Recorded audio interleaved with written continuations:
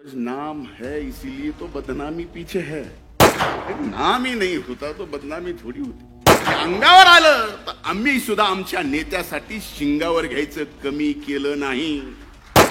ही नाही की आरोप विरोधातले करतात. चिंता ही आहे दादा नवसंकल्प करताना की आरोप महायुतीतले करतात. फक्त मला टार्गेट करायचंय. त्याला कारण काय हे आपल्याला माहिती आहे. मुद्दा मला कितीही टार्गेट करू द्या, मुद्दा मला कितीही बदनाम करू द्या, पण दादा आता फार महत्वाची जबाबदारी आमच्या मातीची म्हणजे बीड जिल्ह्याची तुमच्यावर आली आहे. तुम्ही आता जिल्ह्याचे पालकमंत्री आहात. सगळ्यात अगोदर लोकसभेमध्ये जे सामाजिक सलोखा बीड जिल्ह्याचा नाही, मराठवाड्याचा नाही, महाराष्ट्रातला बिघडला होता, तो सामाजिक सलोखा पुन्हा बीड जिल्ह्यामध्ये नाही तर अख्ख्या मराठवाड्यात बिघडलाय. आज आपण या ठिकाणी शिवशाहू फुले आंबेडकरांच्या विचारांनी भारतीय जनता पार्टी सोबत महायुतीमध्ये भारतीय जनता पार्टीला सुद्धा शाहू फुले आंबेडकरांच्या विचाराचा काही अडचण नाही. त्यांनी सुद्धा आपल्याला घेतलंय.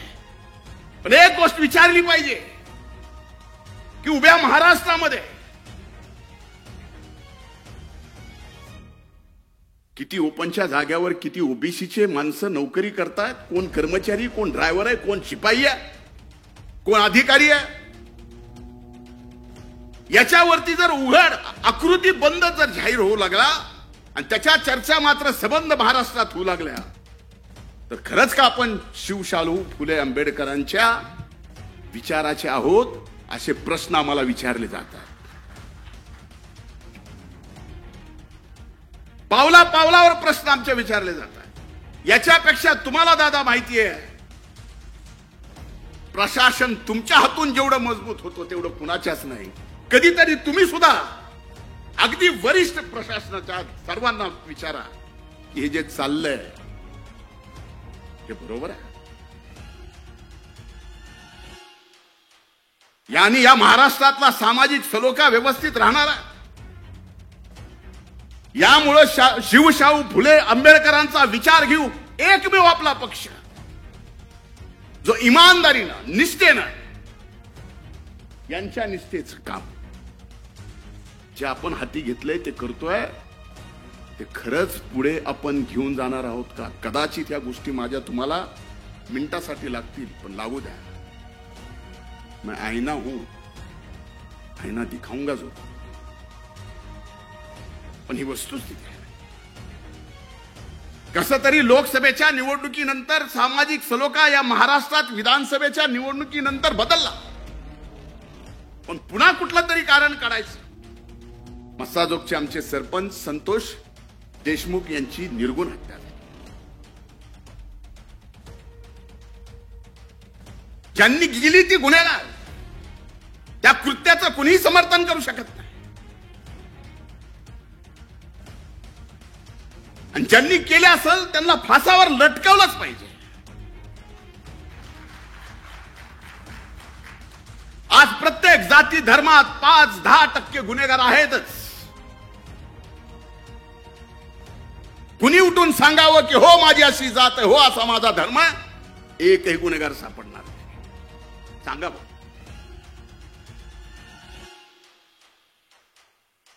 पण त्या 5-8 गुन्हेगारांच्या मुळे उभ्या महाराष्ट्रामध्ये जर मीडिया ट्रायल होत असेल एका जातीचे ओबीसीचं तर लोक आता एवढे राहिले नाही.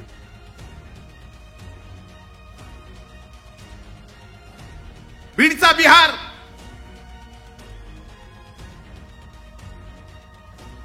परळीत तालिबान, आम्हाला दुःख होत नाही. आमचा बीडचा बिहार अर्ध्याच्या वर 6 महिने ऊस तोडायला तुमच्याकडे असतो.